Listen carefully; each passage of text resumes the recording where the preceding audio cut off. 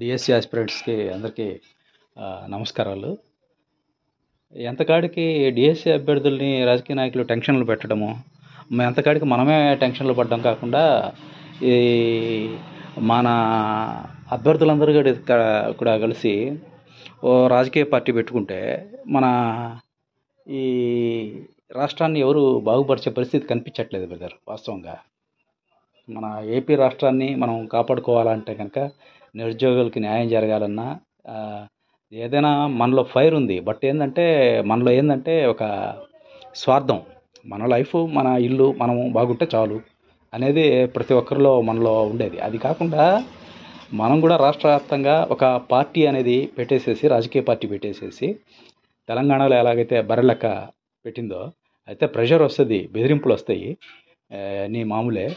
కానీ దాన్ని డేర్ చేసి మన అభ్యర్థుల్లోంచి ఎవరైనా కానీ ఒక పార్టీ పెట్టేసేసి, రాజకీయ పార్టీ మనం కానీ డేర్గా నిలబడగలిగితే, మనమే ఒక రాజకీయ పార్టీ పెట్టగలిగితే, మనమే నిరుద్యోగులకి చక్కగా మంచిగా నోటిఫికేషను ఎటువంటి సమస్యలు లేకుండా ముందుగానే ఒక 6 నెలల ముందు నోటిఫికేషన్ అనౌన్స్ చేసి పోస్టులు కనుక ఇస్తే మన రాష్ట్రాన్ని మనం ఎంతో కాపాడుకున్న వాళ్ళం అవుతాం. ఏ విధంగా అంటే కనుక 6 నెలల పాటు టైం ఇచ్చేస్తే వాళ్ళు చక్కగా ఆ నోటిఫికేషన్ వచ్చిన తర్వాత మాత్రమే వాళ్ళు వాళ్ళ జాబ్ని, ప్రైవేట్ జాబ్స్ని రిజైన్ చేసి ఆ 6 months చదువుకొని జాబ్ని సాధించుకోగలరు.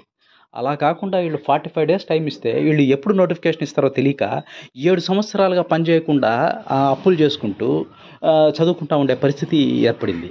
ఈ 7 సంవత్సరాలు రాష్ట్రంలో ఉన్న 10 లక్షల మంది నిరుద్యోగులు ఖాళీగా కూర్చుంటే మన రాష్ట్రం ఎంత ఉత్పత్తి ప్రక్రియలో మంచి యువత ఈ ప్రొడక్షన్లో పాల్గొనకపోతే, ఏదైతే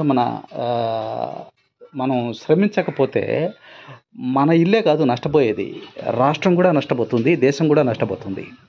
సో ఈ విషయాన్ని మన నిరుద్యోగులు కానీ, రాజకీయ నాయకులు కానీ, ఎవరు కానీ ఎందుకు గుర్తించట్లేదో అర్థం కావట్లేదు. ఎంత నష్టపోతుంది రాష్ట్రం. మన పర్సనల్ నష్టం పక్కన పెట్టండి, మన నష్టం గురించి కాదు, అసలు రాష్ట్రం ఎంత నష్టపోతుంది. 10 లక్షల మంది నిరుద్యోగులు ఖాళీగా కూర్చుంటే, ఒక 7 సంవత్సరాలు కూర్చుంటే జరిగే నష్టం ఎంత? ఇది అసలు అన్ప్రెడిక్టబుల్ అన్నమాట. అసలు ఊహించలేనంత నష్టం జరుగుతూ ఉంది.